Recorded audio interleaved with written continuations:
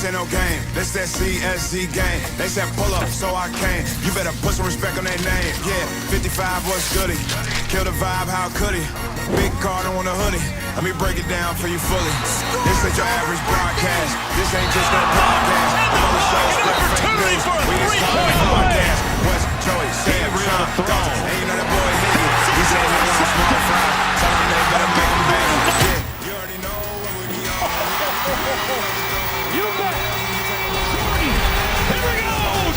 This place is gone. If we set it and set it in stone, sit in the seat, set up your phone. You in the Cardinal sports zone. Straight steal of home. The slide. The Cards win. The magic is working tonight.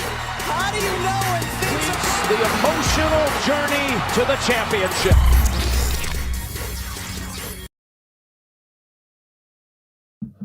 Welcome back. The boys are back in town. We are coming to you live from the Four Peg Studios. This is the Cardinal Sports Zone podcast. I'm your host, Jeremy Wallman. Glad to be back with you all here on a Friday night, special Friday night episode.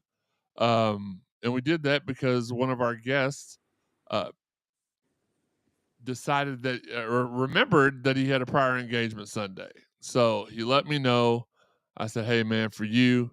And he is speeding down the highway right now. He is en route. He should be here within the next 3 or 4 minutes. We'll get to him in a second. But here are my co-hosts for the evening. First off, he may have a warm touch, but a woman has never felt it. It's our guy, Sean Barber. How's it going? How's it going? Then, finally back after a 222-week hiatus, he delivers your kids to school, and he tries to trip the bad ones on the way out the bus. It's our guy, Sam Baisden. What up? What up? Yeah, it's been a minute. Been a minute. It's been a School's, long and, time. and I can finally say school's out for summer. Thank God. And last Man. but not least, it is the man, the myth, the legend. It is the assistant tribal chief, Joe Wallman. Acknowledge me. Is Sam doing it? Yes, he's doing it. You better. He's doing it. Turn my mic up, Sean. Turn him up. Listen, and we'll get to the intro for our guest host when he gets here. But don't forget the Mossy Oak chat line is open. If you're watching on Facebook, YouTube, Twitter, or however, send us your questions on social. Even though you're probably not watching on Twitter because Twitter's a big old piece of crap the last few days. And it's caused me a whole lot of trouble. Mine's working fine. Mine's working fine. And I don't know. Maybe one of you all can check while we're doing this. Maybe it's still broadcasting live on Twitter. I just can't access Twitter from my phone. I can access it from the laptop. So maybe it's still. If y'all are watching on Twitter, shoot us a hello. Brent Kaufman says the most freaked out I've ever been was when Luke fell on his head. Absolutely. Fabian says, yo, fellas, what's up? I don't see it. You don't see it? I do on Okay. your feed. On my on feed. Jeremy's. Okay, I went to CSZ. Okay, yeah, it does. CSZ's not verified. All right. We got our it feels like it's a wrestling show, and I'm being told when the surprise entrance being delivered to the home. So I just got to update that it should be very soon. Imminent. Imminent. Yes, absolutely. Don't forget the Mossy Oak chat line is open if you're watching on YouTube, Facebook, Twitter, or however. Send us your questions on social media. Check on the graphic below to see how you can follow the Cardinal Sports Zone podcast on social media and how to help support monetarily. We got the YouTube subscriptions. We got the gifts. We do have some very loyal people that send those in every month, subscribe every month and send stuff in. That's how we update our equipment. I don't take the money and go spend it on McDoubles. Shout out to Higgy. I put it towards our equipment and stuff that we do for the show. So we appreciate you guys. Check. I've already said that. Hit the thumbs up button while you're here on YouTube. Make sure you're watching on YouTube. If you can, it'll help us out more.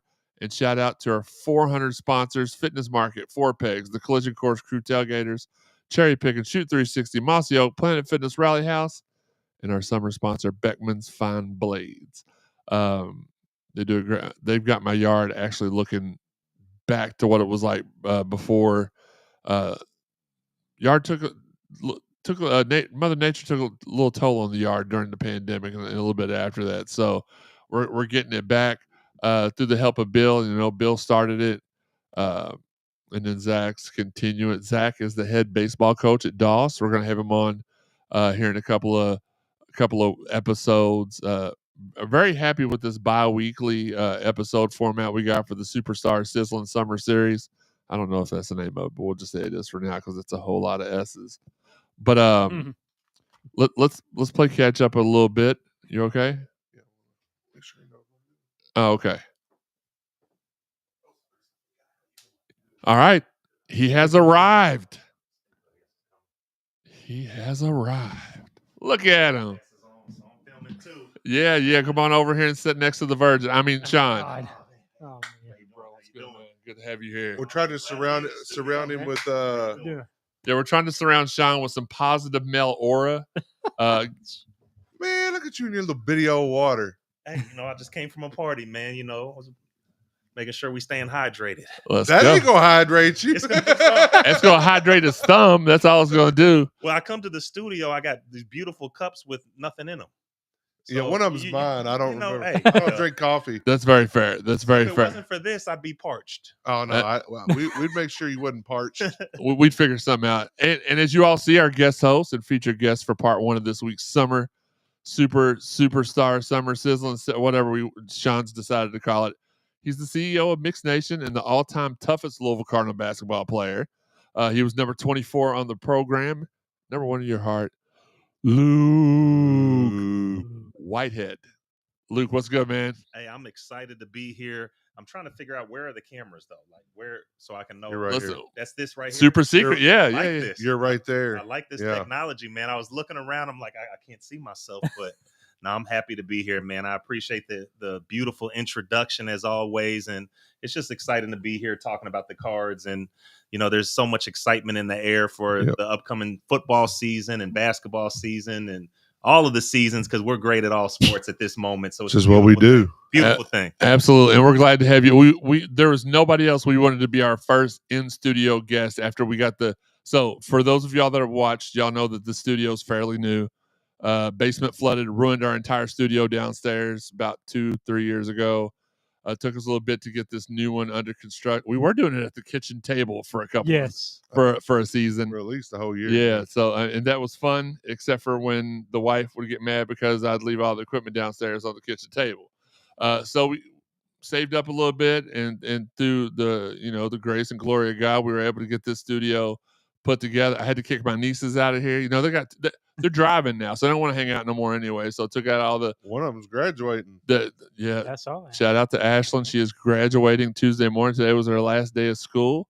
But I had to kick all the pink ponies and the unicorn out of here. Ashlyn was a part of the Pink Pony Club for not the same kind. But I still don't know what this Pink Pony Club. You don't thing want is. to. I promise you don't want. Do you? No, I have no idea. It's about a brothel. Let's just put it that way. Yeah. I need to know more about this Pink Pony Club. No, you don't. Thanks for coming in, man. We appreciate you being the first. But I need to take Sean to the brothel. Well, Sean, we gotta take him somewhere. I don't. And you know what? I'll tell you, it's always an honor to be somebody's first. So if I'm Cardinals, it's an honor to be here. We're waiting on some lucky young lady to be Sean's first. It's okay. It'll happen one day, Sean. We'll make sure. All right. So this is how the two-parter came to happen. Luke gave me a call, I think it was Wednesday afternoon. It was like, hey, we got a conflict of interest here. Not really a conflict of interest. We got a scheduling conflict. Can we do Friday night? Now, those of you all that have tuned into the show for the last few years, y'all know we've been doing a Friday night show during the regular season. During the summer, we try to reduce the shows, give everybody a little time off. Joey needs some time off from time to time. Sean, I'm sure you're. He needs a break from archery every once in a while. Yeah, well, in that very, very busy dating life, and that's so busy beating him off with a stick. Yeah, Sam's our club guy, so he needed some time to go to the club. So we try to reduce it in the summer, and you don't get to the club before 11-12 anyway. That's true. I sure do not. Sam sure does not. I need to put this up on the screen so Luke can at least see. I forgot he couldn't see. Well, Sam's supposed to be in studio, but I put it on my phone. So that's on me because I had not. You got some half-naked man with his nipples No, showing. that's John Cena. Calm down.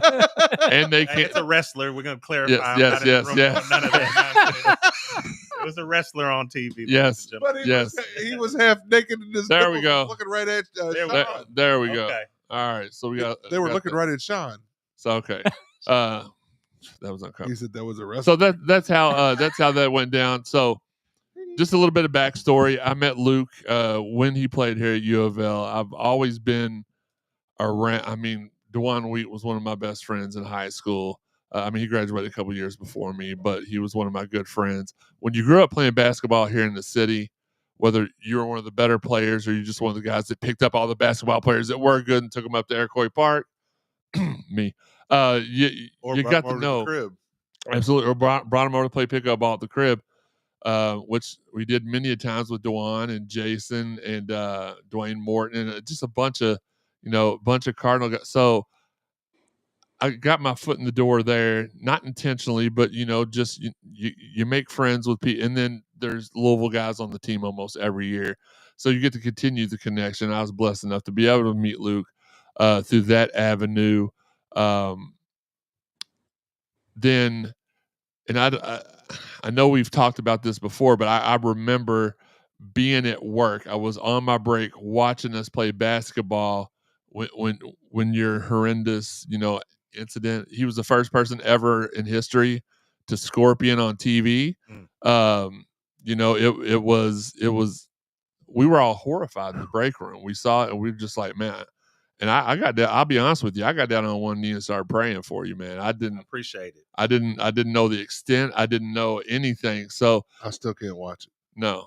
Oh, and why would you want to? No, I mean, like if a clip came on, I'm turning my head. I can't watch it.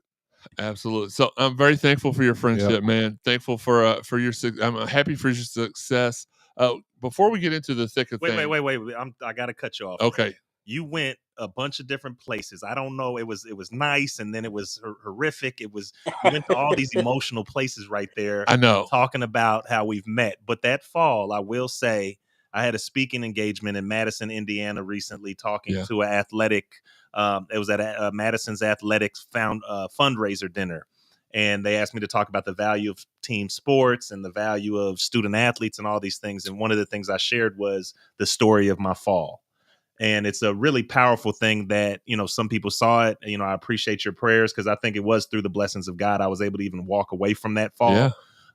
The fall itself hurt. I fractured my scapula, a small bone in the shoulder. I tried to play the very next game because Coach Pitino talked me into it. And then I got out there and I was the one-armed baller. And we decided, hey, let's take a few games off. Let's take, 3 weeks to a month off. But I say all that to say that fall really helped to shape who I am today. It helped me to become a better person, a more humble person. I was kind of riding high, coming off of a 30-point game against Murray State, the previous game, 30-10 to be exact. Double. Speak it. Yep. But then that next game against Coppin State on December 12th, 2001, I won't forget the date. This guy. Yeah. Of the fall. I had 15 points right before halftime. Reese throws up an alley-oop. So I was on my way to another 30-point game. I'm riding high. He throws up this alley-oop. I grab it. I throw it in, but somebody underneath me backs up and undercuts me. When I look back on it, I don't think it was intentional. I think they saw the lob happening and was trying to get out of the way. Like, let me get the heck out of this poster. Right. But that fall occurred. Coach Pitino came up to me. I'm laying there dazed and confused in front of 20,000 fans in Freedom Hall. And just dizzy. Coach Pitino comes up and says, "Stay down, Luke. You've had a bad fall." And I've never heard that care in his voice. He always would do the opposite. He'd say, "Get up, be tough, let's go, keep going." But this was concern. I mean, he said, "Stay down, son. You've had a bad fall," with a lot of concern in his voice. So I knew something was wrong. That scared me. The next thing I heard was something that I never heard prior to that moment, and I've never heard after that moment. It was a question of, "Can you feel your toes?" From Fred Hina, our sports trainer. And for a moment, because I was concussed, Didn't know if I could feel my toes. So I'm just like, oh my God, I've never even heard that question. Like, that's a new one. Like, right? what do you mean? Yeah, what do you mean? So I'm trying to figure out, can I feel them? So through the blessings of God, the answer was yes. I could feel my toes. It was like, thank God moment. I get up, get up off the ground. Some of my teammates rush onto the court, help carry me over to the bench. And in that moment, I kid you not, I look up to the crowd and I throw up the L. I didn't invent the L, but it was a hell of a way to use the L in that. So what I'm hearing, I got some props. It was legendary. That so what moment, I'm hearing is that it? Luke invented the L. That's what I didn't say that, but I used it well, baby. I used it well. The thing. I don't remember it being thrown up before then. I don't either. Maybe it could have been from the blessings of God. God put it in me to throw up the L. I mean, you invented the L.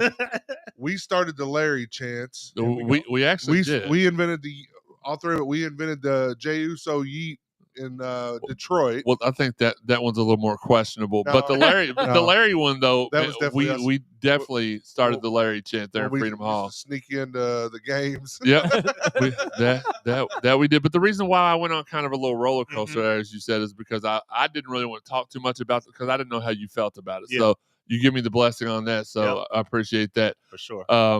Again, but to finish that piece off though, the healing from that injury.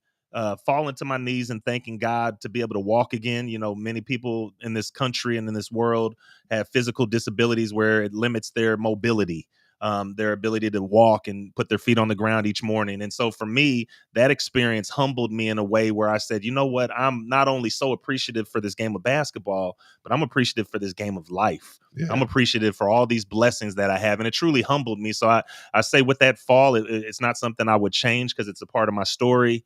It did slow me down a little bit. It took time to recover. But, sometimes those falls are our biggest opportunity to rise again. That's my advice to everybody. Take less things for granted, too, I'm sure. For sure. Yeah. For sure. Also, as I was saying, thankful for your success, man. I'm very proud of you, Mixed Nation. We'll talk about that a little bit later. But let's touch on this before we get into it. You're up at Shoot 360. Mm-hmm. Tell everybody what you're doing at Shoot 360. In case they don't know, because I'm sure everybody knows, but in case you don't, in case you've been living under a rock or you just stay at home on Saturday nights. Shoot 360 is an incredible facility. It's the world's most advanced basketball training facility. And that's not just a tagline. If you come visit us in Northern Commons at Shoot 360 Louisville, you'll see the technology is incredible. The coaching staff is incredible. So I help out there as a skill development coach. I'm there 2 to 3 days a week when I'm able to.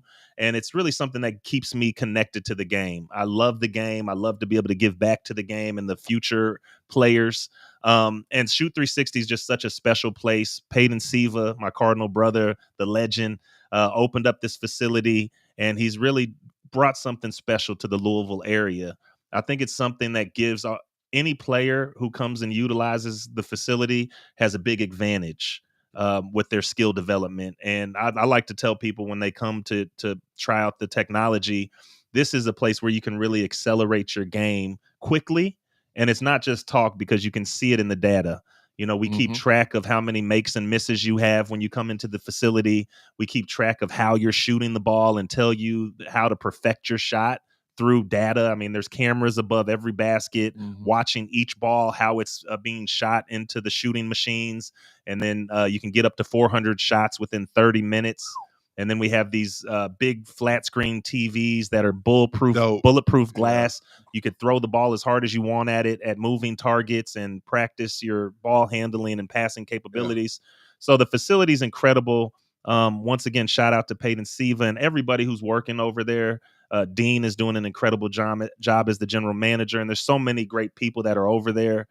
My son Cash is also a skill development coach over there. He's still a high school baller, but he gets opportunity to coach youngsters and run, little clinics and personal trainings for young kids. And so it's helping him enhance his leadership capabilities. And it's just a great asset to the community. Yeah, a bunch of great people. Shout out to Peyton, our guy, Peyton, Dean, Scotty. Scotty's a great dude. And then I was going to get to that next. It seems like within the last year, there's been a incoming wave of former Cardinals that have come in. There's you. There's Tony Williams. Shout out to our DOS brother, Tony Williams. and Terrence Jennings. I know that last year, Quentin Snyder was working there. Just that's the one thing I love about, because I had been in that facility before it was Shoot 360, and it was just a gym where overpriced AAU teams came and played basketball at in Louisville. I remember we went up there to watch one of my cousins play ball. We got to the door. They're like $45 for entry. And I'm like, I'll watch through the window. I'm not like, he's not even that good. I'm gonna just.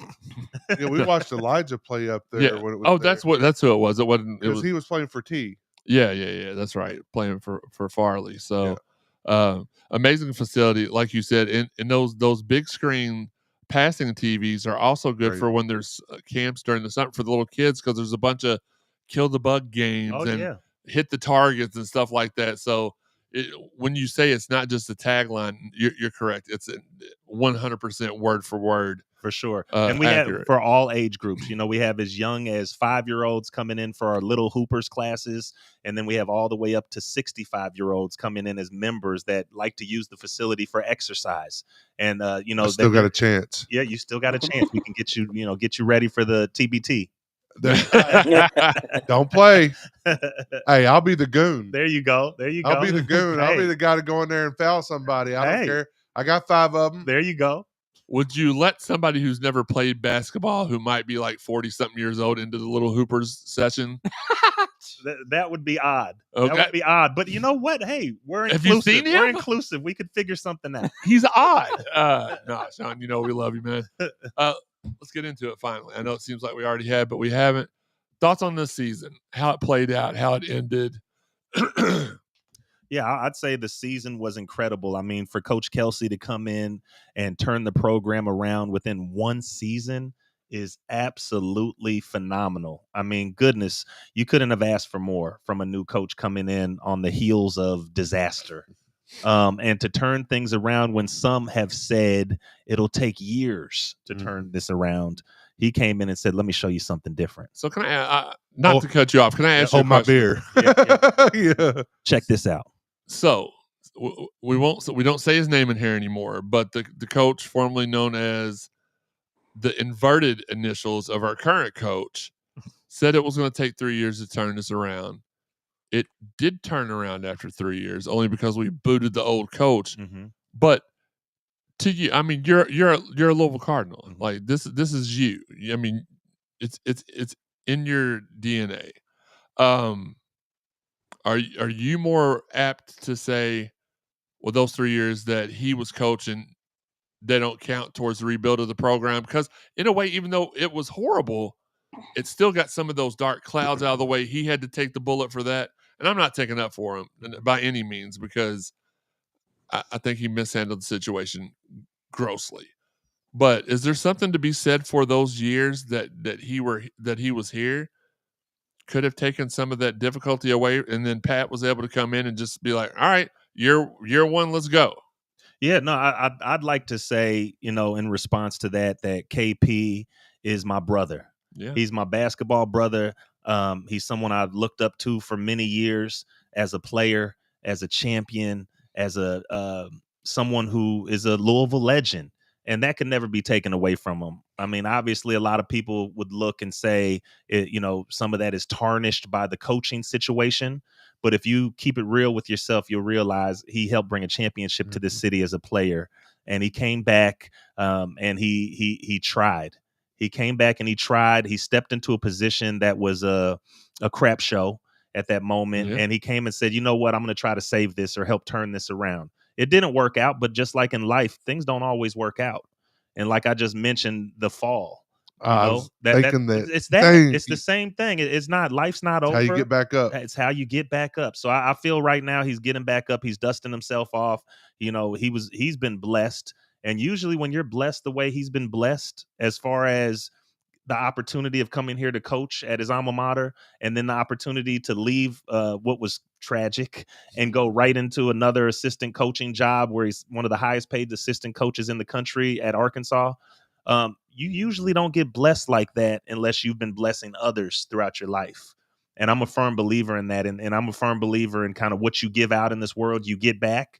And so when I see him continuing to get blessed, some people say, "Oh, that's not fair. Why'd that happen?" You know how many years he paid his dues and went back to school and, took jobs trying to learn how to be a coach and all of these things. And maybe for him, what we'll see is he is one of the best assistant coaches to do it. Yep. Because he's a people person. He connects with people. He can help with recruitment and all of those things. But so I wanted to spin back to give him some flowers, because I know things when it comes to even our fan base, a lot of people were hurt by that experience, myself included. Yeah. And sometimes people hold grudges. And I would just say, hey, man, let's re-embrace him as a Louisville legend for what he did as a player. And then let's be thankful that things are shining bright right now, and our future is really bright. I think in time, it's just going to take a couple years, let the dust settle and everything. And I think that'll go away. But I mean, like, to your point, he was wildly successful as an assistant coach wherever he was in college, pros at the Knicks. I mean, they absolutely loved him. Yep. Right. Some people are made to be head coaches and some people aren't. That's right. And it's okay. Yep. Yeah, like you look at the NFL, a lot of defense, like Monty Kiffin, Dick LeBeau, they never took head coaching jobs. They always stayed as assistant coaches, and they did great. They were Hall of Famers. Yeah. You just wanted to say LeBeau, didn't you? Yeah. Why not? Yeah. Yeah. So we're all in agreement that the team did really well this season for what it was given. Injuries really took this team down as the year went on, despite still having, because even though we had guys go down all year, we still were able to pull off, was it a 16-game win? We won like 16 out of our last 17? We won 20 out of 21 games. There right, that's what one in the middle. We had a 10-game win streak, a loss, and then another 10-game. Who was the loss to Georgia Tech? Georgia Tech. Oh, yeah, on Royal February Rumble. 1st. Yeah, Yep. February 1st. The only I game. blame it on Sean. I blame it on us not being at home in our normal spots, cheering on the team like we were. We were out of town. I say you turned it around in half a season, to be honest with you. Yeah. Like, not even the whole season. After that, 7-6 or 7-5 start, something like that. Even after we had a couple guys go down, like, it was just like, once that win streak started, it was like you felt it, even us on the podcast, every week we're like predicting how many wins, and it's just like, all right, well, now I think it's 21. The numbers now it's went 22. up. Now it's 23. It's like, we got something kind of special here. The numbers definitely they definitely did trend up as the season went on. I think what it's showing is if you embrace NIL, things could happen rapidly. I mean, you think about it, it's almost like how the world's changing with AI, and some people aren't embracing it yet. I'm sure they will soon enough, but you can get things done really quickly if you embrace some of this change that's occurring right now. And I think Coach Kelsey came in and he more than embraced it. I think he could put on a master class and a course online on how to succeed with NIL. Yeah, you think, man, his success at his previous schools, like what he was already like having to do without the money, like convince these kids to come to his schools. And, then because he knew every year, basically the same thing. He had a good player. They were transferring to a Power 5 school. So he was already, his sales pitch, his approach to it was already there. He just didn't have the funds. Yeah. Now, hey, I'm at Louisville. I've got almost as much money as any school out there, so I can spend with the best of them. Like, that's what's going to happen. Like, he's already got this, I want to say sales pitch. You know what I'm saying? Yeah. Down.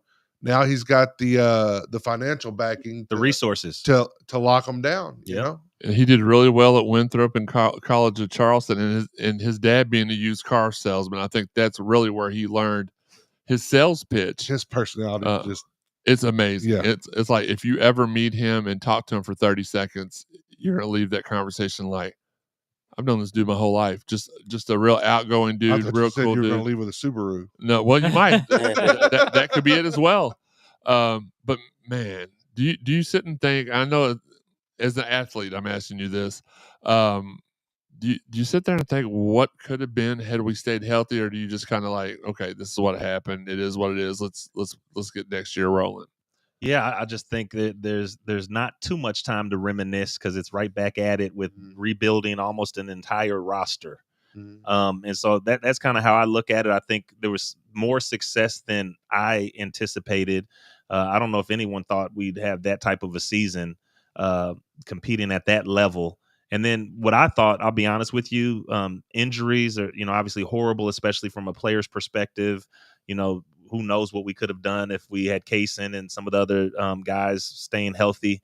But when I look at it, I just am all the more impressed with how him and his staff, because it's not just him, it's the staff he assembled as well, how they were able to be able to roll with the punches, pivot and be, really just have that toughness and confidence to continue to win no matter who was in that starting lineup. I mean, it was really something to see, I'll tell you.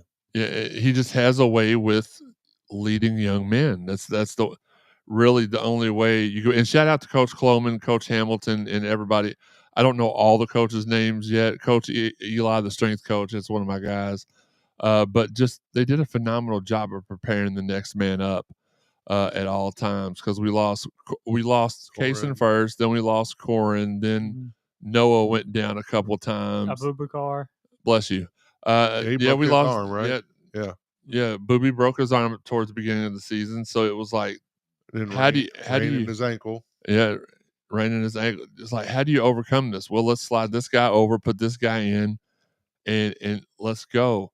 Now at the end, it was pretty. You could see it that we just needed a few more. They were tired. A few more birds. They were tired. And that's the one thing I said most of the whole season when we say, like, when you look at it, you dissect the offense and the defense, you're like, man, I mean, I really can't. You have to kind of dig for something to say is a detractor, a negative, or whatever.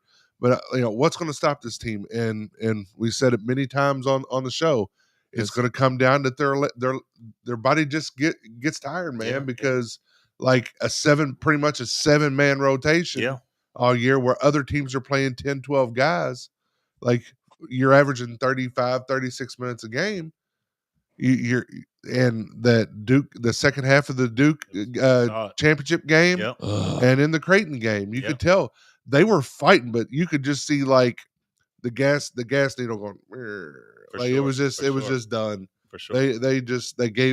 They left it all on the court, but you could tell like the culture that he built, because I couldn't tell you the last time. It's been a while since I remember seeing the guys, being as close as these guys, because like make an AM1 or whatever, all of them running up together and doing the finger gun. Doing the finger gun. You can just tell like they enjoy. I'm going to play for the guy next to me as well. Like, and I'm not saying the other teams didn't, but it was in your face right out the front. You could tell for sure these guys, and the love was there. If I'm a 15-point game scorer, but I can see that you're just balling out. I'm getting you the ball. I mean, we had 430. Was it 430 points this year? Yeah. Mm-hmm.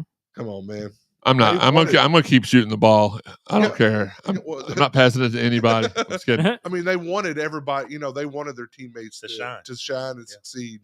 The one thing that impressed me, I'm glad you mentioned it, the one thing that impressed me the most, even though I was blessed enough to be able to cover the ACC tournament in Charlotte this year, the camera got me a whole lot. I was real pretty on camera. He's humble. A little humble, but getting to see it up close. Never saw any bad body language. No. There was no pouting. There was no negativity. It was up. Even in the Clemson game. Now, I know you said you noticed it in the Duke game. In the Clemson game, man, we got really, really tired. And I was sitting right behind, like as close as we are right now, I'm sitting right behind the bench, and Rain's trying to uplift everybody. T's trying to uplift everybody. Chucky's trying to uplift. It's just like, everybody is trying to uplift everybody, and it just was a beautiful thing, because I had been around the program for years and for a while, and I don't know that I've ever seen a team that close. There may have been one here or there, but I don't ever recall seeing that kind of camaraderie, that kind of basketball IQ, that kind of love for the game. And I think that's going to take me to my last question on this topic for you. What are your thoughts on Pat Kelsey, the person and the coach? Have you got to meet him? Yeah, I have. I think he's an incredible individual. I think he's a great motivator. He's somebody I'd love to learn from. And he's somebody I continue to hear great things about. He's donated his time to helping with the Louisville Legends documentary that we're producing through the Mixed Nation Foundation. And he's just a really good guy. And when you were talking about that unique level of togetherness that's been displayed by this team, I think it's something that is by design. It's something that he really instilled in this team as part of their culture. And the reason I say that is because even when you think of some of the stuff where we're talking about someone who falls down and everybody on the court runs over and helps them up, somebody makes a shot and you got people all on the bench doing gestures and all excited like they just made the shot.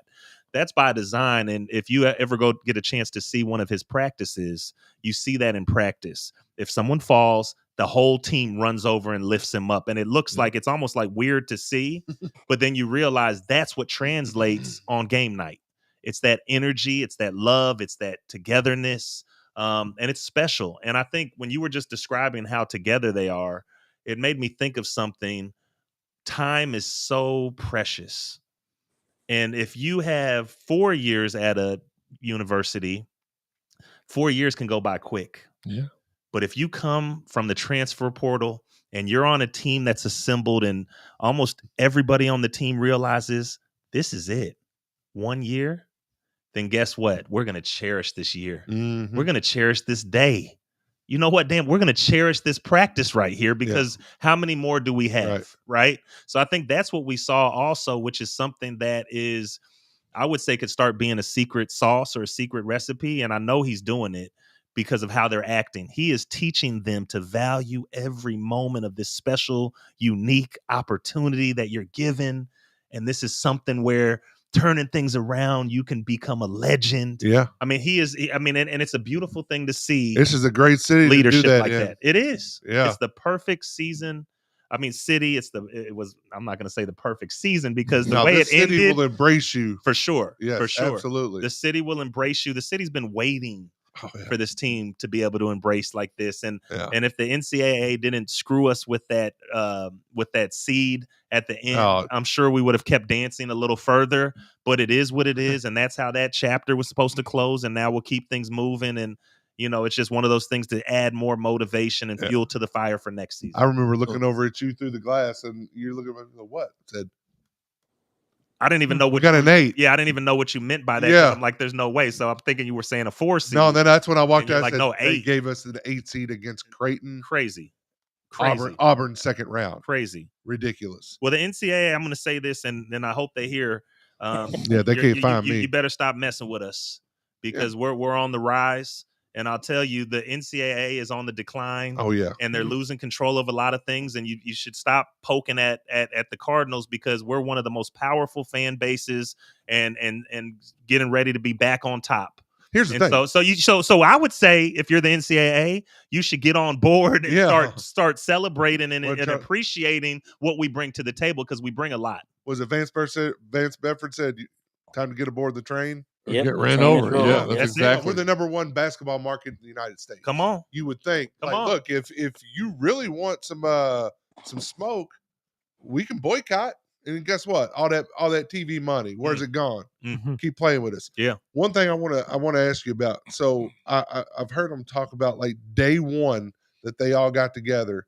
They sat in a circle and he had them go through and basically give a dissertation about themselves, like what their likes, their dislikes, like basically lay it all on the line. You know, this is what I've been through. This is my fears. This is, my goals.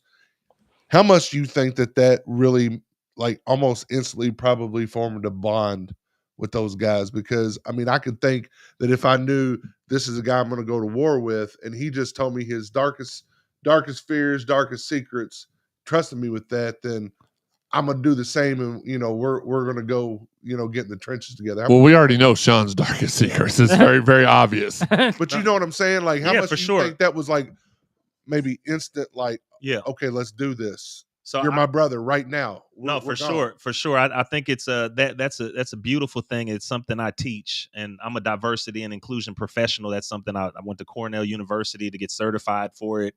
I help teach companies and organizations about diversity and inclusion, and there's a lot of taboo with it. Some people think it's oh my gosh, that DEI and it's wrong and this and that. But what I try to tell people, it's all about people. It's all of it. It's not just about race. Right. It's not just about gender or sexual orientation. It's about all of us being able to be who we are and help each other be the best that we can be.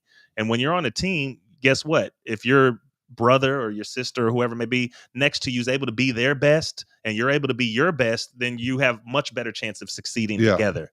So what you just spoke to is something that we do oftentimes in work, and I do it with companies. They'll bring me in for the day, and we'll talk about what diversity and inclusion really means and get past kind of the buzzwords. But one of the things we do is let's share with one another. Let's share our story, because like you just mentioned, if you get to know somebody, then you have a much better connection and bond with that individual, rather than let's just play basketball, let's just pass the ball and shoot the ball and guard each other. Then you're not really connected. You're just playing. But when you get a chance to get to know somebody, you could start to build that trust and that love with your teammate. It changes the game. And that, I mean, like Jeremy was saying, the togetherness that we saw, a lot of it, like I said, is by design because of things like that. I would push back and say, it probably wasn't all on day one that everybody shared everything, right? They shared a lot on day. It opened the door for sure. But what they did was they followed up multiple times, because you got to give time for people to start to trust one another, and then you can peel back the onion, digest information, peel back the onion, and share more. But man, when you get to know somebody, that's the way that you can treat them better, because you're like, hey, guess what? I know that my teammate, likes shooting the shots over here. I know that my teammate is this religion and doesn't celebrate this holiday and this time of year, or doesn't eat this or that. And so now you're able to treat people with much more respect and love. And it makes them that much tighter. So it's funny, because people would think, oh, if we just work on our skill development on the court, we could be really, really good. But a big part of it's also, how do you help them become more unified as a unit and in a team? Because then they'll almost be ready to die for each other. Yeah, that's why you see a lot of these schools in the past, not so much anymore, right? But 4-year, players that have played with each other for 4 years, they're not the most talented. They're not even close to the most talented. But they're tight. But their fundamentals are good and they're tight. And they know each other. They know. They know where I know where he's going to be at on the court. I know where you're going to be at. You know where I'm. Like, so that's why you see a lot of that. So it could also for Kelsey to be able to do that in one season, it even shows that whatever he's doing to accelerate that process of togetherness, it should be bottled and sold on Amazon. And if it does, I want in. Yeah, absolutely. I want to partner in on that. Heck yeah, absolutely. I'll give him $25 in the Well, I'm sorry, you'll just get a bottle then. Some seed money, right? I mean, I don't know if you'll be able to get profits. You'll get a bottle though. I mean, I'll protect him. I'm a big guy. He might need a bodyguard or something. We want to go ahead and reset for a second. This is the Cardinal Sports Zone podcast. I'm your host, Jeremy Wallman, here with Sean Barber, Joe Wallman, and the newest member of the Cardinal Sports Zone podcast team, Luke Whitehead. Yeah, we got to have him on more, man. To be fair, I've told you a multitude of times, you're welcome on anytime you want to be on here. Appreciate it. We want to thank our sponsors, Fitness Market, 4 Pegs, the Collision Course Crew Tailgaters, Cherry Picking, Shoot 360, Mossy Oak, Planet Fitness, Rally House, and Beckman's Fine Blades. You better get on him just like you get on us for looking at the TV. No. Don't look at my notes. No, I'm just kidding. Hey, I'll say Cherry Picking has some of the best juice you'll ever try, and they have these bowls that it's healthy, but it's delicious. Definitely should check it out. Absolutely, and as everybody knows, that's owned by our friends Nolan and Sydney Smith. So support them. They're good people. As we head to segment 3, and again, this is our special Friday night edition of the show. We're going to try to head down the stretch. Sam, are you going to ask any questions? Or you going to sit there? I forgot he was here. I know. I tried to jump in a couple of times, but y'all just kept going, so I stopped. But I was trying to say that also when they, like you say, when they started to get to know each other, it also helps with accountability, because if you tell me what your goals are. Say it again. We can't hear you. Try again. Can you hear me now? Yeah. Yes. We can. There you go. Okay. I was trying to say. I thought you were talking to Sam Madison for a minute. Here we go with this. No, I was trying to say. It also, when they were talking about their goals and fairs and things like that, it also helps with accountability, because if you tell me I want to be a NBA draft pick, I want to do this, then if you're slacking in practice, I could be like, hey, this is not how you get to reach your goals. It kind of helps you keep the other person in line. Like, dude, you say you want to do this. What are your actions showing? This is not how you get to that level. So it kind of helps you build accountability and continuity as well, because now like you say, you get to trust someone and things like that. So that was really good too, that they did that. Hey, Sam, I'm going to hold you accountable. You're not going to be a very good podcaster if you don't show up. All right, so let's talk about the roster. I'm trying to cut the attention. So the returners we have coming back this year, we got Kenai Roos, we got Javon Hadley, who I think is a 20th year senior. Shout out to Alex Sanders, the original 20th year senior. What was it? Hodge Turner, another blast from the past. My brother. Kason Pryor, and then a couple of guys that didn't get to play this year. Kobe Rogers from Charleston and Ali Khalifa from BYU. Now, we don't know if he's going to be eligible. It was said he was eligible, then he's ineligible. We're appealing that. That's all we got coming back from last year's team, guys. That's more than the year before? Well, that's true. That's true. But it kind of shocked. I didn't realize Spencer Legg's going to be back on the team, right? Spencer Legg, yes. Spencer Legg will be back on the team. Spencer's but it kind of shocked me a little bit. I thought we had a little bit more returning. What we did get, and speaking of the NIL prowess of Coach Kelsey, because it's something that KP didn't embrace. He didn't embrace NIL. He was actually opposed to it. He almost acted as if he was terrified of it. It was new, though, so, I mean, I kind of get it, But Coach Kelsey brings in point guard Adrian Woolley from Kennesaw State. I believe he was his conference freshman of the year last year. Point guard, shooting guard Ryan Conwell, senior transfer from Xavier, prolific baller himself. He almost, with those two guys, their games almost mirror to me Chucky and Terrence, Chucky and Edwards. I believe that's not going to be a drop off there. I know that Chucky's senior leadership was it was an intangible that we was must have. But Ryan Conwell brings that same experience. He's a good defensive player too. We got senior transfer guard Isaac McNeely from Virginia, which a dude kind of reminds you of Rain Smith. It's almost like he brings in a certain type of player for each position. Power forward Mohamed Kamara, a freshman from NBA Africa, which is also where Churchill Abbas and then what was the Okorafor? Yeah. They both Emmanuel. Emmanuel Okorafor came from there mid-season. We also landed freshman number 25 in the country, Sanada Frew, who is a professional basketball player overseas, and he is a beast.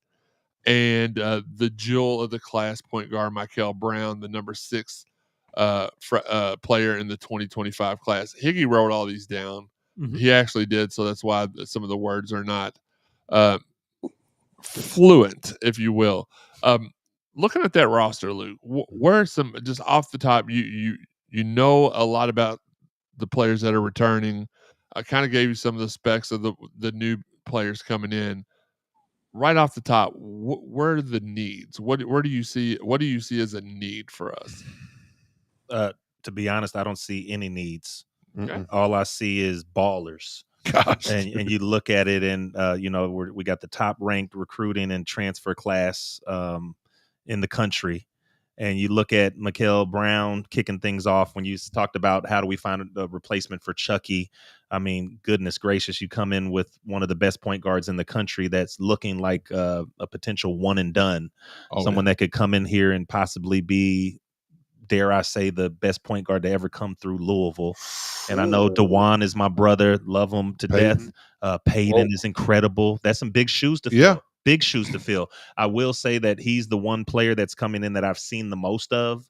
in some of the games on ESPN and the USA games, McDonald's game, things of that nature. But he's just so poised. He could shoot. So he could shoot. He could score, 3-level scorer, but he drops dimes and plays smart. Just exciting to see what how that translates.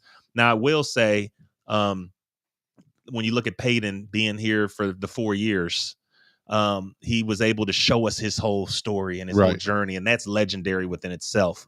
Nowadays, it almost feels like if Mikal comes in based on how highly he's rated and what he's looking like, we probably won't get 4 years from him, just with the way the new world is. But lucky to get 2. Yeah, lucky to get 2. So it's almost Spade. It's like Spade's game, 1 in a possible. It's looking like right here for him. Yeah. But just when you look at, even you mentioned the returning players and numbers wise, it's not the most returning players, obviously. But man, when you were mentioning the returning players, there's some ballers in there. Yeah, I mean, Kaysen is so dynamic with his size and his capability. Attitude. Attitude. Dog. All that, but just can do everything, Yeah. right? Like he could defend, he can shoot, he could dunk on you, he'll pass the ball when needed, like it just block shots, real speed. Just goes. And then you talk about Ruths being the freshman that's coming back, super talented. Coach is going to have the task of just making sure, that the minutes go around enough to make sure people feel good, because there's a ton of talent. And so it starts to be, you start to run into like when you said, what are the needs? Mm-hmm. I would say with the type of talent that's coming in, the only need is to be able to manage having this much talent on a roster. That's what I would say. But as far as more pieces, and I just don't see what other pieces we need. I hope Khalifa can be eligible. I hope the NCAA gets out of the way and stops playing around. I mean, they're already allowing people to be in college for 5, 6, 7 years, 8 years. Tight end for Miami, 9 years. So like, what are we really doing now when someone didn't play for us last year, sat out with a medical red shirt, and now you're acting like, you're going to have us try to stop him from playing? Right. Ridiculous. But when you talk about also the international talent that he's bringing in with the Sanada Fru and Mohamed Kamara, those guys look like they can really play. Yeah. And when you're overseas playing international ball, a lot of times as youngsters, you're playing with grown men. You're playing with older people out there, and they're specialists of the game. That's what we're seeing. They're over there in other countries, and they're not doing the AAU basketball, but they're doing kind of the national teams, partnering with the big professional teams that have their kind of pipeline, talent pipeline. So I'm excited to see him bring in that international talent to blend in with the transfer portal and returning players. I mean, we look stacked. I mean, on paper, we are stacked. We got 2 starting 5s, easy. Beautiful. That could be a top 10 starting 5, I believe. I agree. I think what you do if you're Kelsey, to sell these guys with the minutes go around, yada yada. If they can't see what we see about how deep and talented they are, and say, look, you got a chance to be part of something extremely special here this year, for sure. That you're probably not going to play 20 plus minutes a game. If you're hot, we'll ride the hand, but like, don't get caught up in the minute game, like, for sure. But if he can get them to buy into that, and I think if Ali Khalifa played them, the point center type position that he can play, right? It's fun to see that. David Padgett type, right? That could just sit up at the free throw line and just distribute, right? But also could play with his back to the basket, could get to the basket, could turn around and hit a jumper. Looks like he's in much better shape than he's ever been in. So who knows what else he could do but athletically. You're going to have all these shooters that you can put on the floor with him, and they're going to have to guard him. So there's going to be guys that are going to be open, and with the passing in, out. Wait. Shooters. We got to calm down, right? I can't, man. I'm ready to go. No, we have to calm down and make sure he's eligible first, okay? Well, don't count the chicken before the egg. No, that's why I said if he's eligible to play. Go. Okay. No, that's why I let off with if he's eligible to play. But I agree. But we also talked about the fact of how do we manage this much talent? And then all I started thinking about when you were talking about there might not be the most minutes, right? We know that on great teams, you're going to get less minutes when you're on these teams that are competing for national titles, right? But you know what else makes it a little easier to swallow? That big bag. Yeah. That big bag of NIL dollars. Yeah. Oh, yeah. So I'm coming in, right? Like maybe I'm not playing almost the whole game here, but my bag is big. Am I investing? Am I getting properties and Inclusive Realty? I'm gonna throw that out there. My wife is a broker. She owns Inclusive Realty. If you ever need any real estate help or guidance, help or guidance, just contact me, Luke Whitehead. I'm here for you. Hit up Javon. Hit up Javon after this season. He might need, because that's what he was going to get into. No, it's important. It's important to start investing now and don't just have money that disintegrates. Have money that grows. Yep. But yeah, absolutely. So it's a whole new world, and it's excited. It's an exciting. I would look at it this way. It was like, all right, I'm throwing a number out there. I'm getting $2 million this year. If I play 40 minutes a game, my dollar per minute goes down. Whether if I'm playing 15 minutes a game, my dollar per minute is a little higher. Yeah. Best job on any football team is a backup quarterback. So you get paid and you don't have to do anything. Well, plus you get to learn a lot of the you're right there, because as the backup, you learn everything and you get to see it in action, and you can help lead up. Mm-hmm. You mentioned Ali Khalifa's physical transformation. Yeah. I want to see if you agree with me. Have you ever seen anybody at Louisville with that big of a physical transformation from one year to the other, to the next, over a summer almost? So, I'll be honest. I'll just say I haven't seen him with his shirt off. I know that sounds weird, right? We saw John Cena, but not. And look, and I'm not saying I want to. Right. What I am saying is I don't know necessarily, like, is he moving around with the 6-pack and just totally ripped up? I don't know. He looks like I feel like he is. He looks like he's in much better shape. Yeah. It's very visible that his life has changed from a health perspective of being, the big guy that's overweight with baby fat moving around as he came in, kind of coming in, and then injuries come along with that, right? To somebody that's looking like, hey, it's all I've been doing is working on getting my body ready. And so the transformation looks very visible just from what I've seen there. I'm sure I know where you're going with possibly Ellis Miles. Yes. Ellis Miles is my brother, my teammate. We came in, 2 West Coast guys from California coming in together, and he must have lost every bit of 50 pounds. Yeah. And it was pretty rapid. It was Coach Crum was here our freshman year. Patino came in the summer after our freshman year, or right before the summer hit. Said lose it, and he said lose it or leave. Yeah. And Ellis bought in, and it changed Ellis's life as well. Yeah. Ellis will tell you all he did was put down the cookies. It wasn't a very difficult. No, the running, man. It was the running and it was the whole process. That was Coach P's staple. If you did anything wrong, treadmill. And sometimes even if you didn't do anything wrong, you're right. You know what? Treadmill.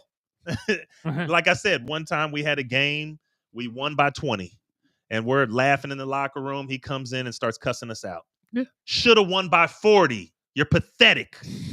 You're laughing. Should have won by 40. We get on the plane. We're like, man, we're looking at each other afterwards. Like, what's his problem? We just won by 20. We get on the plane, and usually after the wins, there's some warm cookies on the plane on the private jet. Yeah. We get on there, no cookies. No cookies. Hey, for no you. Cookies. Look, I'll see you at 6 a.m. on the treadmill. I kid you not. So we get home late from a game. We have to show up on the treadmill 6 a.m. The coolest thing about that experience, we go in there and get on the treadmill. And it's crazy I'll say it now because it's so far back that I could say the coolest thing about waking up at 6 a.m. after a game to run on the treadmill. We ran on the treadmill. I don't know if it was level 7 or 8 for an hour straight. But you know what made it so doable? Patino ran on the treadmill for us for an hour with us. Yeah. He was on the treadmill. So this was earlier, in his career. He was still young enough to be able to do something like that. But when your coach is doing it, it almost makes it like, well, if he's doing it, then we can do it. Well, you can't let him. He can't outdo us. Like, was he on level 7 or was he on like 2 or 3? No, well, it definitely wasn't 2 or 3. His level might have been a little lower than ours, but the fact that he's on there for an hour straight running with us was impressive. And it's kind of cool that there's enough treadmills for everybody to run on, and we're all in that treadmill room, which is because this is at the old facility, glassed off. He added in the facility that was glassed off to where you can see right through it while you're on the court. Anytime you got in trouble or anytime he wanted you to run to the treadmill, it's a part of practice. You're not leaving practice. You're just going to the treadmill. Everybody can see and then you guess in what? there. Everyone can see you. You run on the treadmill. Coach Ganong's right there telling you run faster. Let's do it. Come on, you got it. And then guess what? You get off and you get right back into practice. Yeah. But that was so interesting. That was the one time. It's not like he did that a lot with us. He never did it ever again. But that one time he ran with us for an hour straight. And I was just like, damn, that's pretty impressive. Yeah. I cannot even begin to count how many times right after they had built the Baby Young, it's called the Cooper Center now, being at practice, and not to expose any secrets of the trade, because that's not how we do. Once you're a part of the family, you keep all that stuff to yourself. But the amount of times I saw players get kicked off the team and brought back on for the end of the weekend, or well, I'll tell this secret because he's one of our best friends, grew up with him, Terrence Farley. During one practice, he got sent to the treadmill 15 times during one practice. Wow. And it was because he was young-minded, and when he come back, I don't even understand why I was up there. Farley, treadmill. Come back down, still having an attitude. Farley, treadmill. Just continuously. So, yeah. Wait till I tell my dad. Yeah, just the things I saw him, the way he acted with, and if anybody will tell you, they think that Coach P was just, a hard coach, and like there were, and he was in some aspects, but his main goal wasn't to tear you down and make you feel like crap. He wanted you to be a successful person. He wanted to show you that by the theme of the show, getting broke down just to build yourself back up. That was, I mean, even to this day, I know, well, not to this day, but pre-pandemic, he was still calling Farley, I call him Farley because we call him T, but still calling him every so often to check up on him, see how T started a business. So, hey, just wanted to see how this is, so I know he's always loved to play. It doesn't always come across the way it is, but Coach P, I think he got done wrong the way he was ousted here. He never did me wrong. Well, that's debatable, though. That's debatable, big dog. What, that he didn't do anything wrong? It's debatable. Yeah. Well, I mean, I'm here to speak the truth too. We all got our different perspectives, but I will say I'm all for second chances. Yeah. But there does come a time where we strike out, and then sometimes it's just something else. It's time for something else. Yeah. So I will say, a legend, and some things came out in hindsight that maybe he shouldn't have left, and kind of how things kind of went downhill after all that kind of stuff. But man, in life, sometimes you don't get even that many chances before you're right. Fired from a job, right? You're right. Like people go to 9 to 5s, and people go and they provide for their families, and they have jobs, and we're all held accountable. And I will say this, let it be controversial if it is. I love it. I've seen already. I've seen players that played with me at U of L for Patino that messed up and got kicked off the team, and they were gone. And so if you're the coach and you can hold someone accountable and kick them off the team, and their NBA future maybe never happen again, right? Then as a coach, if you mess up and you do some things and you do some stuff that's not okay, because we have to agree that some of the stuff was not okay, right? Right. Publicly, right? Like just from a leadership perspective. Absolutely. Yeah, then sometimes you get fired. Yeah. Let's be honest. Much love. That's not to take away his basketball genius or the great things he brought to the community. I'm not doing that. I'm not trying to do that. But I am trying to keep it real, and I'm at a point in my life where I'm ready to do so. Absolutely. Okay. I think I meant more so the stuff, there's good things that he does that's very good that people don't see, right? Like behind the scenes, the love. There's love there for sure. I'm not taking that away. Just the fact he got taken down by a lady in her yellow tablet notebook, that don't sit right with me. Now, am I saying which lady though? Which lady? The hooker. Okay. Well, that's not what ultimately got him. But that's one lady. Yeah. Oh, the other lady. Okay. Well, I'm just saying. No. Okay. No, I'm just at the saying, restaurant. I don't know. Hey, was there? Hey, and shout out to the guy. I know exactly who Luke was talking about getting kicked off the team. Shout out to him, our guy. There's been a few though, a few guys that got kicked off the team, and part of it is coming in and establishing something that is a level of work ethic and stuff that's not for everyone, right? But I saw several guys get kicked off the team and leave, and as this rebuild was occurring. And, I'm sure some of them would have said, man, couldn't I have just maybe ran a little bit more and learned my lesson? And couldn't I have had a little more of a chance? And, somebody got kicked off halftime of the halftime, got kicked off the team at halftime. DC? Yeah. Yeah, Derek Character. Yeah, he got kicked off the team halftime of the NCAA tournament game. So I'm just saying. He ain't gonna give the effort out here. No, for sure. And we watched that, and I remember when I was watching, I was like, oh man, there's we actually have someone who could guard Tyler what's his name? Hansbrough. We actually have someone that can guard him. What's going on right now? But that's another story. But I will say, as a former player, I want to make sure that I'm also an advocate for the players that have come through the program. Some of them are Louisville legends, and others are Louisville former players. Not everyone reaches the legend status, but everyone came here with their dreams and their hopes and came here and tried to give it their all. And it doesn't always work out, but I do want to keep it real for them, because if one of them is listening, I don't want to make it so we're just only looking at the greatness of certain people. Not everybody could be Tim Henderson.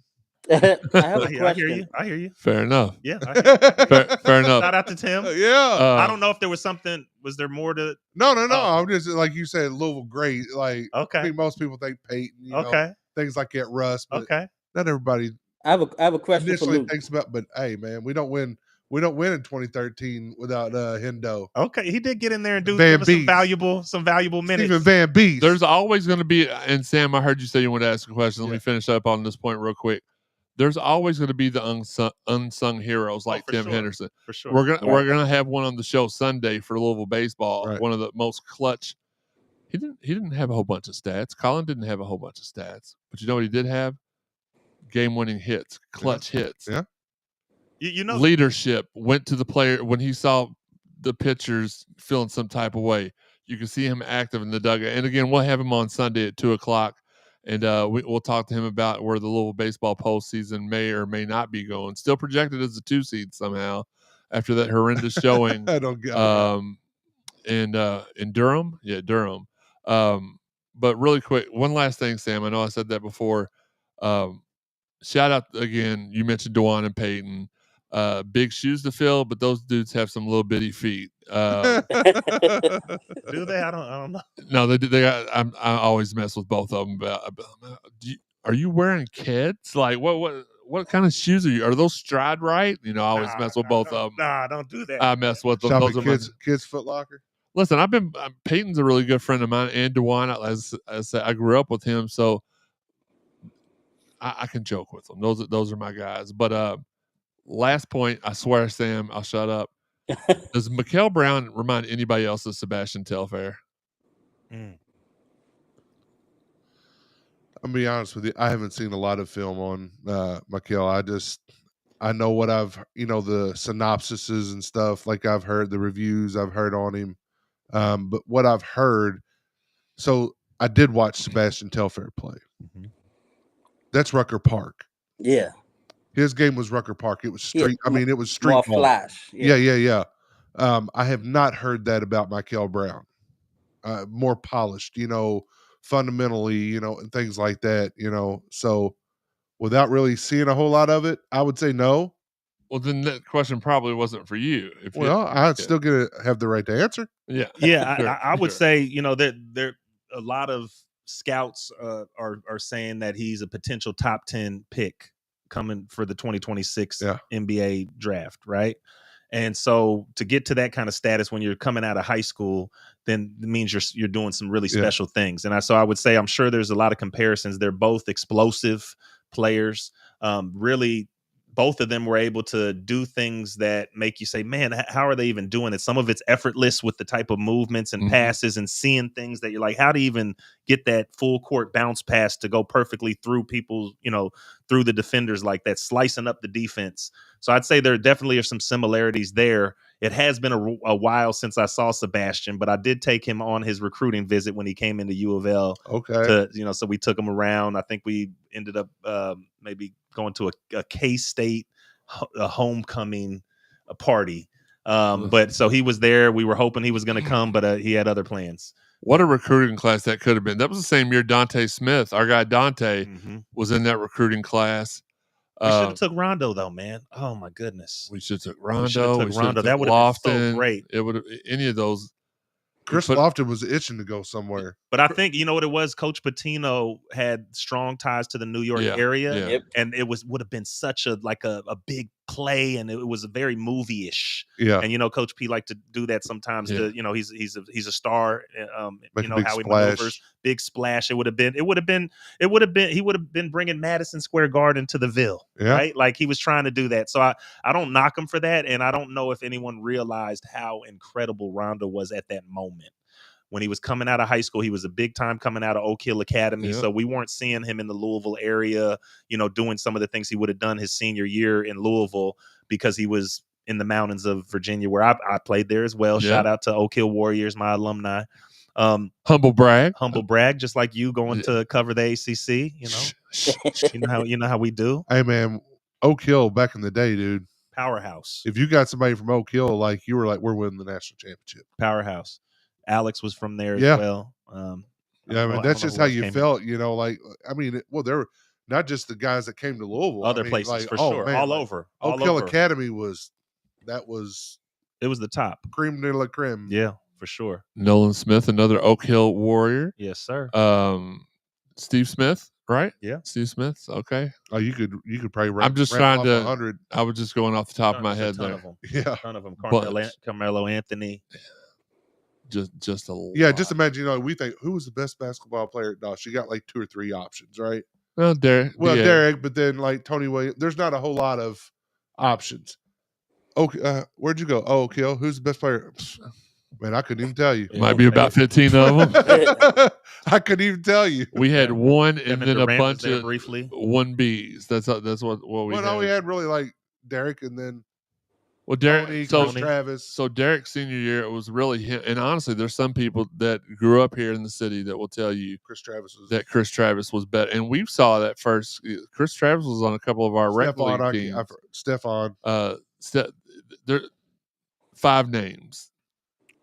You could probably put a Mount Rushmore of Doss's best players that would have been 5 stars in the modern era, and that's it. Yep. Oak Hill, you could probably have 30 hands full of 5 stars and still not be done. But shout out to Tony Williams, Cardinal brother, that did great things at Doss, came in, had a great career at U of L, very good, and then went back briefly to coach. And had great success as a coach. I mean, with like 2 Final Fours. Took them to the state tournament, state championship game, I believe. Yeah, back to back.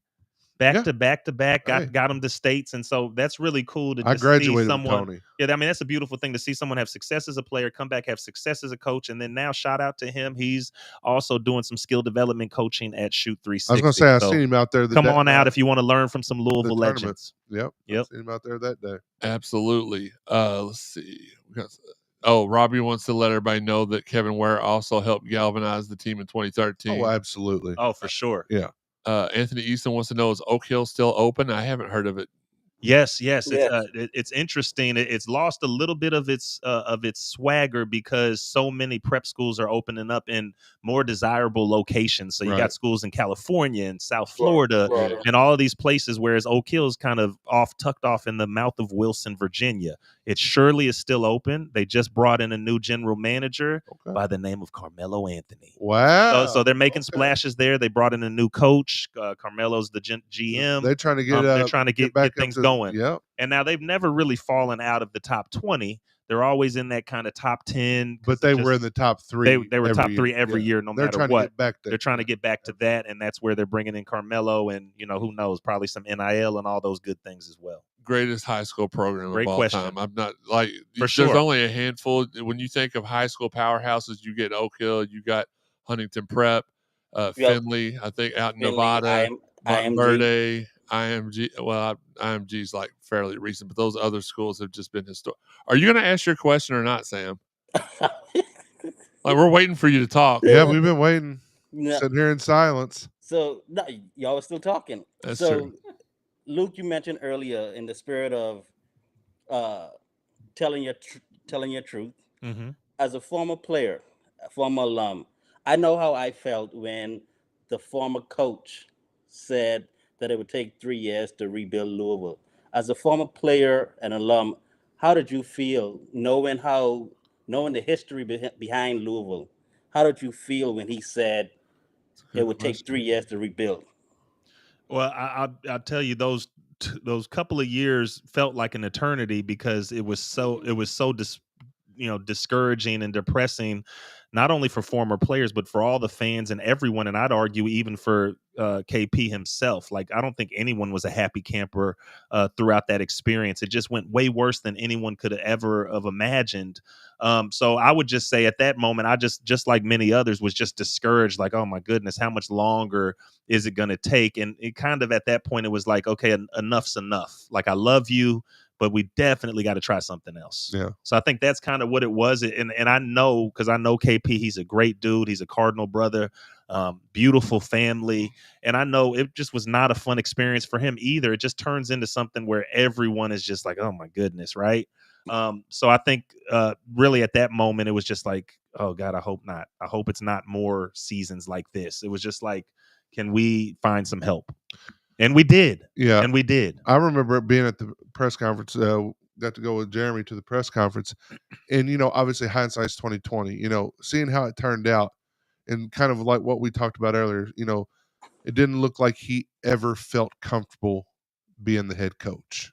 You know what I mean? Well, a lot of people he never felt comfortable. And you can, if you go back and in your head and rewind and play that press conference again, you can kind of see moments of that, some of the verbiage that was used, kind of laying the groundwork. And I don't mean it was premeditated that I'm going to fail. Let me go ahead and say this, so in case I do, I got these words to fall back on. But it kind of felt like, looking back, you can kind of feel like it was he never felt comfortable in that role. Like maybe got talked into it, and the rumors were that he didn't want the job. He was taking it because nobody else wanted it either. So whether that's the truth or not, we don't know.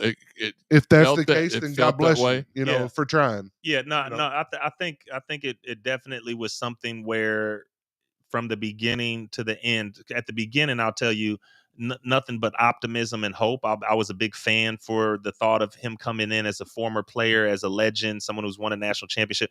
Like, I thought it was going to be a great look, right? Because I thought of the resources he had. I thought of the connections he had coming from UK, and he was their top recruiter. So I was like, oh, we're going to be able to get talent. That was the thing. I thought the talent would come, right? And when it didn't come, that's where the issue really, really came into place. But I will say, when you look back on it and that kind of setting the stage for like, oh, it's going to take time, I think that did, if you look back on it now, that was a red flag that maybe he wasn't comfortable in this spotlight and the bright lights. And if you noticed, a lot of times with our other coaches, when you think of Coach Crum, rest in peace, Coach, when you think of Coach Pitino, these are Hall of Fame legendary coaches stepping into these roles. And then you think of Coach Kelsey, if you look at Coach Kelsey's press conference, I mean, the swagger was through the roof. The confidence and all of that was just really remarkable. Whereas when KP came in, he's given this three-year timeline, and he's diverting attention away from himself to say, my brothers, it's going to take all of us and the community, and we need this, and we need you all to be this. Coach Kelsey wasn't sounding like that. Coach Crum never sounded like that. Coach Pitino didn't, because they came in and they said, the leadership this is our lane, right? And so I think it was obvious he was stepping out of his lane, and we all wish it would have worked. But now I think he's back in a lane that he's probably so much more comfortable. He probably sleeps so much better at night. Family's probably doing much better. 12 months has probably been such a blessing. Best 12 months he's had in a long time. Well, when you could breathe again, right? Like, it was probably being here. He was probably feeling so much scrutiny and so much pressure. As we thought, ooh, that's over with. He probably did the same thing. I agree. It's probably a lot easier when you walk away with $6 million in the bag with you. I mean, they don't hurt. It makes it a little bit easier.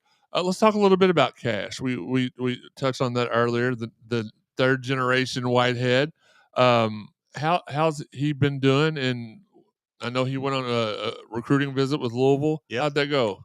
Yeah, so Cash is doing great. He's just finished up his junior season. He's looking forward to senior year. Has started to get some interest from some Division Ones. U of L obviously is something that's would be a great opportunity, but also realizing he has to continue to put the work in to really try to get to that level. Sure. Right now, he's getting some interest from some low major, mid major universities, Kent State, Valparaiso, University of San Francisco. So some of these schools are reaching out to him and interested in him, which is really a cool thing to see. He actually got his first NIL deal through Fueled Muscle, which is an organic protein company out of the Bay Area, which is pretty cool to see. I'm like, man, I never got an NIL. Like, what's going on? But he's done something you ain't exactly. But he's working really hard. I think he's on a journey. It's a work in progress. He works at Shoot 360 as a skill development coach, which is really a cool thing. Also to see my son in there teaching little kids the game of basketball. What I really appreciate from Peyton and the Shoot 360 team is them embracing him and this opportunity for him to be more vocal. When you do stuff like teach others the game, it helps you to be a better player yourself. It helps you to be a better leader on the court with your teammates. Mm-hmm. So it's really exciting. I'm so excited to see what this senior year brings. And then, just making sure one thing for him also is that he doesn't feel the pressure of trying to have to fill anybody's shoes because he has his own shoes, right? Absolutely. So that's the biggest thing. But shout out to Cash. I'm proud of you, son. Love you. Keep working hard. It's not going to be easy, but it's going to be worth it. And it's really exciting. And then I have my other son, Cairo, who turns 6 on the 29th of this month. So he'll be the next generation there coming up. But as far as the U of L piece, we talk about it. That would be so cool to have a 3rd generation Cardinal. It's never been done before. But then also not wanting to put that pressure on his shoulders. So just him realizing that there's so many different paths and opportunities nowadays where people are able to play at different schools and climb the ladder. And you just never know where your journey might take you. But definitely appreciate U of L, and even just for the looks that they're giving. Coach Hamilton has come and checked them out in practice, and then Cash has come in for some of the games and been able to come in. He was in with Tyron Stokes, the number 1 player in the country. They were both at a game in the recruiting section, and so it's just kind of cool though being able to watch that. And him being able to get the family tickets as a recruit. Yeah, the tickets always would come from right? They always came from me. So when we went to the counter, I'm used to saying, "Hey, Luke Whitehead, I just here to get my tickets." And we come today, and I'm like, "Hey, look," and then he's like, "No, Dad, they're for me." So hey, Cash Whitehead, and the name. Oh, I didn't see Luke, but I do see Cash right here. So you're like, Luke, who's Luke? Who's Luke? Right? Are you talking about Luke Hancock or who? Oh, Luke Whitehead. Okay. I don't know who Luke Hancock is. I was throwing a jab at myself on that because I thought you were jabbing at me because I accidentally. I remember I introduced you the last time. Didn't you? As we came back from break. I gotta leave. No, you're bringing up old stuff. Leave that in the past. Listen, he needs a refill. Listen, Sean. Yeah, this is what it's funny. I come in, I can't even get water. Thank goodness I brought my little mini water. Sean, you're in charge of refreshments. You mentioned San Francisco. He got. That's not a bad offer, man. I mean, that's St. Mary's. That's Gonzaga. I think they finished 3rd. They did well. They did really well this season. In that conference. I mean, that's not. And actually, I think San Francisco's won a national championship before. Bill Russell. Yeah, they sure have. 2, I believe. They've got some history. They do. They're in a fairly decent conference. Yep. I mean, it's not Power 4. It's a group of 5? Is that what they call it? No, I mean, are they not even in group of 5? I feel like they're mid-major. Mid-major, but still, hey. No, I mean Kent State. I mean, I would put that above Kent State, even though Kent State's in more of a more recognizable conference. Around here, it's more recognizable. Out there, it's not MAC, on the West Coast. The MAC, more people are more familiar out here with the MAC for sure. When you said that, I was like, okay, yeah. So it's exciting, And he could go back out. I mean, obviously, I don't know his aspiration. If it is to hopefully play at Louisville, that's his number 1 dream, and I'm not even going to ask if that is. But if it's not, hey man, you can go out to the West Coast. So get some of that NIL. Why not? play against some good teams with St. Mary's and my Gonzaga? parents are for sure. My parents are out there. My brother and sister, nieces and nephews. So he knows that my side of the family is out there. A lot of friends out there. We visit there usually every summer. So there's a lot of connections there. So that's definitely a school that we're excited about. And comfortability would be there, for sure. Not just like I'm going out there and there's nobody around. For sure. Yeah. But I'll tell you, it's exciting though. I look back on the experience that I had and kind of what that looked like. And then now being a parent, different perspective, being a parent, it's a whole new world, right? Yeah. We used to get the letters, and I still have shoe boxes. I think they're at my parents' place, shoe boxes full of letters from every college in the country that came in. We weren't getting emails and tweets and DMs on Instagram the way these kids are. And so now the way these coaches are reaching out a lot of times, they're reaching out. Stamp on there. They're reaching out now mostly on X, on Twitter, and they're sending messages. And then the kids now, especially now that Cash is older, he's put his phone number, email address, name, size, like all a that resume, stuff kind of on your bio, right? Yeah. On the top of your page. But what's happened is some of these coaches are texting him and calling, and then they call me.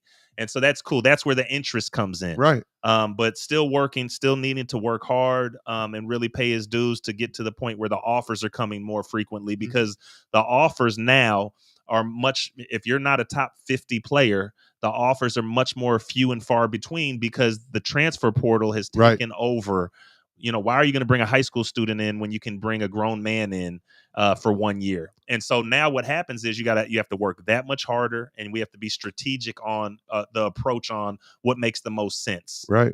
But that even goes along with, all right, so maybe you go to San Francisco for a year, like Woolley, right? Where'd he go?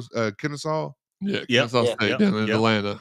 There you go. There's different paths. Have a great season, and then guess what? Transfer portal. Yep. That really is going to be probably more the new norm. The new norm. You say the top 50 are going to get the Dukes, the Power Fives, the big recruitments, whatever.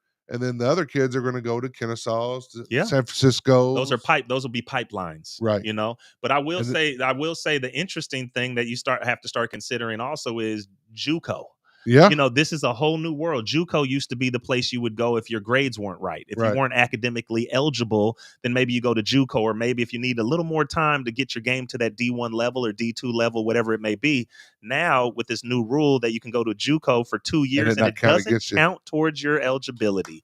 Oh my goodness. So now that's something, when we talk about strategic approach, you have to keep that in mind as well. Do you go to the school that offers you, even if it's a really small one, or do you go to a JUCO? You go play at Georgetown College for 2 years. Now, I don't know, will they allow that? Because Georgetown's NAIA, so I don't know. Do those years count? It's not. It's a level below. It's not D1. Right. So those might not count. I don't think it's not the NCAA. That's interesting. So that might not count. I would think it doesn't, because it's not the NCAA. That's NAIA. Yeah, that's interesting. Yeah. So that, even with you saying that, it's like I have to go. David Harrison. Yeah, I have to go make sure to do my research on that, because I want to help guide him. On his journey, and just stopped my head, and that's something you could do, and it could be better, because some JUCOs, the resources are so limited that you're on these little buses driving on these trips, and it gets kind of could get nasty, right? Yeah. But like you said, some of these really beautiful NAIA schools, if it doesn't count against you, that's not a bad option either for some. Yeah. There's some talent coming out of Louisville going to Georgetown College this year, so that's exciting for them. Keep the journey going. David Harrison was a really good Dallas player. That would be number 5, I would think. Georgetown College. Last question for you, and then we're going to get you out, because we didn't. Honestly, we're only supposed to go 30 minutes. We're sitting at 90 right now, so we appreciate it. Got to break this up into some parts. Listen, we probably did. It's been a beautiful conversation. It has been, and we appreciate the thousands of people that have stayed on here with us throughout the entire we could have got Sean to shut up. So Sean would stop talking. Last question, and this was actually Sean's question earlier. Do you ever see yourself wanting to have a role with the program similar to what Peyton does with U of L? Yeah, I'll tell you, I think it would be a great opportunity. Like I said earlier, even to learn from Coach Kelsey. I think he's got a beautiful basketball mind, and the way he shares and teaches and inspires is really cool. So I'd love to have a role if there's an opportunity in the future. if Peyton, gets the promotion or whatever he may do, I'd love to be able to possibly slide in and fill his shoes. So Coach Kelsey, if you hear this, please know I'd love to help in any way I can. But then also, it is nice to be able to enjoy it as a fan as well. So I'm not mad at being able to watch this and experience this and be an ambassador for the program and help in any way I can. I go to AAU tournaments with the Cardinal shirt on. People ask if I'm a coach already. I tell them I'm not, but I tell them U of L is a place to be. Yeah. So I think that's a great question. I appreciate you asking me, and I definitely have interest in coaching. I'm glad I thought of that and not Sean. No, I appreciate it. But I will say this too. I had an experience coaching Cash.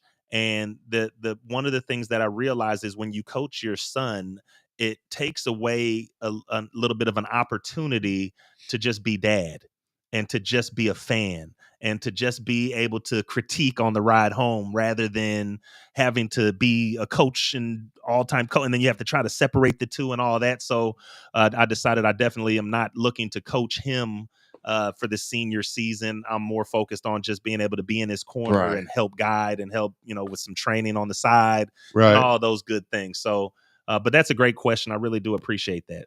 And Peyton's going to succeed. He's going to be elevated. And sure. I would not say you'd be filling his shoes because you got bigger feet than he does. Oh, man. You shop at regular Foot Locker. Yes, you don't shop at the Baby Gap for your shoes like Peyton does. So now I'm gonna jump in here. I've seen Peyton's shoes at the gym. His shoes are not little like that, man. Stop it, y'all. Well, he's got shoes on inside the shoe. I think so. So you didn't know that he wears a size 8 actually in real life. No, he's like a 12 inside of his 12. He's like a 12, man. Stop. It's an 8 inside of the 12. Listen, y'all, we appreciate everybody joining us tonight. We've had a blast, and we always have loved doing the Friday night shows. A lot more live eyes, and we appreciate it. Please support the website, the podcast, and our photographers, Jeff Nunn, TJ Barr, Justin Kruger, and Keith Russell, the best foursome in the business, photographer-wise, for sponsorship opportunities. Not that we don't have enough already with the 750 that we have. Email me, bottom left-hand corner. It's got my email address. We'll get you right over here. Stay tuned to our social media and subscribe to us on YouTube or Facebook to be alerted anytime we go live. Even though we prefer you all joining us on YouTube, analytics-wise, it helps us out more when we do go out and search for sponsors. You can find the audio version of this podcast on over 125 different podcast avenues: Apple, iTunes, Buzzsprout, Spotify, TuneIn, Google, Amazon, and iHeart, to name a few. Hit subscribe, like, heart, +sign, or whatever it is Sean does on the weekends. Do that now, unless it's creepy, which it probably is if Sean does it. If you haven't listened to all the prior episodes of the Cardinal Sports Zone podcast, it's easy to find. Go to cardinalsportszone.com, the place it all began. Go to the podcast tab, podcast drop-down menu, select the CSZ podcast for the stuff from our last 6 seasons.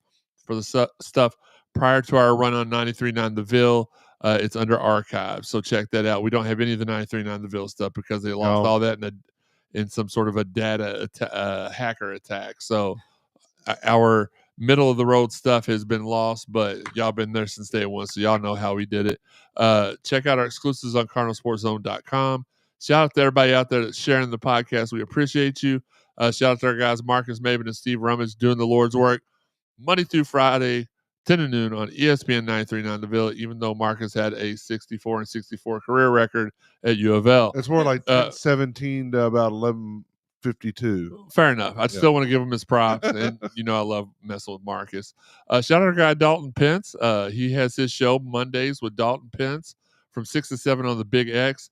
And speaking of Shoot 360, our guys Blake McCauley and Terrence Jennings, former Cardinal, they've got a new show out. It's called Spillin' the Ville.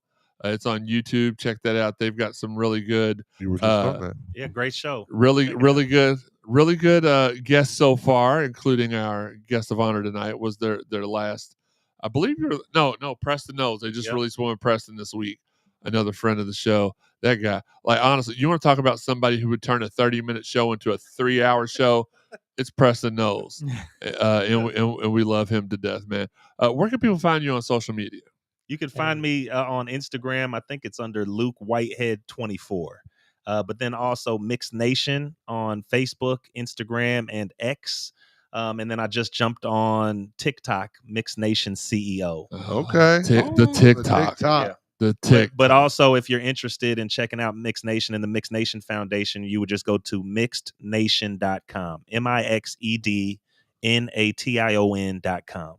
Absolutely. And I was going to ask you in a second to talk a little bit more about that, but you beat me to it. Yeah, Sean, where can they find you at farmersonly.com? What's your username there? At Oshkosh, no. I thought it was going to, I'll be your Huckleberry 1, 2, 3. Empty hand 1, 2, 3. Oh, man. Sean, you're He's on dudes with boobs. Yeah. Oh, God. That's why that was up here when Luke walked in. It was Sean's doing. Dang it, Sean. Elville Sean on Twitter. Yeah, and S Barber 6 that. on Instagram and ToysRUs.com. Joey, what about you? Joe Woman 526. I'm at Jeremy_CSZ. Sam, I forgot Sam was with us. He ain't been here in about 3 years. Sam, where can they find you on the Twitter? I'm not calling it X. Baseboy124. There you go. And is that the same on Instagram too? Yes. Okay. Remember, ladies, Sean's DMs are wide open. Like Whataburger is not open as Sean's DMs are, and they're open 24 hours a day. Shout out to our friends at the 502 Circle, Mark and Dan. What the 502 Circle is being able to provide our athletes here at Louisville is revolutionary. It's second to none. It's a great thing that they're doing. Final thoughts. I'm gonna go ahead and lead this off on a very special double episode weekend of the Cardinal Sports Zone podcast. We will welcome in our guy in Louisville baseball's version of John Stockton. It's our guy Colin Lyman. I'll explain that more on the show Sunday. We will talk about the season and realistic postseason hopes, along with our regular Sunday news and segments. You're not going to want to miss this. Luke, I'll let you go. Final thoughts. Tell us a little bit about Mixed Nation and the mission statement and what all it for the people that don't know what all you do. Yeah. Well, Mixed Nation is something I started after I finished my professional career overseas. And one of the inspirations for starting it was my upbringing, having a white mother and a black father and being multicultural in the world when a lot of times growing up, it wasn't popular, right? I'd say. And there was some hardships that came along with having a multiracial family. But my parents did a great job in helping me to be proud of all of who I am and to really try to build me to be someone who's a connector. Trying to bring different types of people together out of love. And so Mixed Nation's all about that. It's about celebrating our beautiful differences and trying to inspire unity. And so I created Mixed Nation in 2010, which is hard to believe. It's been about 15 years. 15 years, kept it going. Congrats on that, by the way. Thank you. So we have our website, which is somewhat of a blog with multicultural content from writers from around the world that have submitted blog posts that we shared. We have an online store where we sell multicultural products, meaningful T-shirts and different statement pieces, all designed to celebrate our beautiful differences and then also encourage people to love one another. In addition to that, I do consulting with companies, diversity and inclusion consulting. Sure. And then I'm also available for public speaking opportunities. And then we, about 5 years ago, we created the Mixed Nation Foundation. The whole time we were doing Mixed Nation, people would always say, is this a nonprofit? Is it a nonprofit? And it wasn't. It was a socially conscious for-profit, right? But what we realized was the work we do is to help people and to help the world. And so it really falls under the category of a nonprofit. So we established one. So if anyone ever wants to donate to what we do, which is to celebrate diversity and inspire unity, you can donate to the Mixed Nation Foundation, which is a 501c3 nonprofit. And everything that we do is about trying to help people learn more, open their minds, open their hearts, to love one another. And there's so much tension in this world today and so much division. But what I like to say about Mixed Nation is it's for everyone. It doesn't matter if you're Democrat or Republican. It doesn't matter if you're white or black or straight or gay or whatever you may be. Mixed Nation is here to celebrate our beautiful differences because we all bring something to the table and we can all help. We can all be better and do better, right? And so that's really what we're striving for through the Mixed Nation Foundation and the Mixed Nation brand. So I appreciate the platform to even share that. Anytime, man. Yeah, Anytime, excited to partner and work with companies here in Louisville and even outside of Louisville.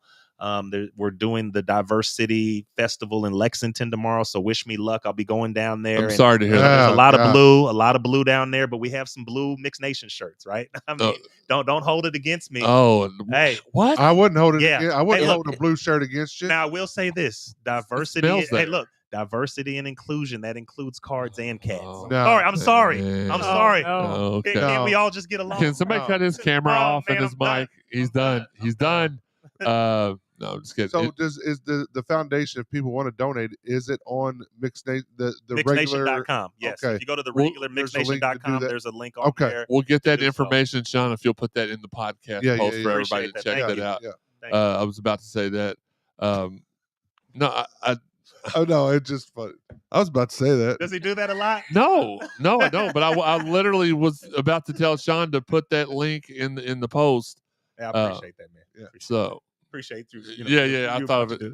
He said I thought of it. No, I honestly I was waiting to say it. I said it, but y'all won't stop talking and let me. I'm the host. No, I'm just kidding. I'm going to save Joey and Sean's final thoughts for Sunday. I'm saving mine for Sunday. I was going to say.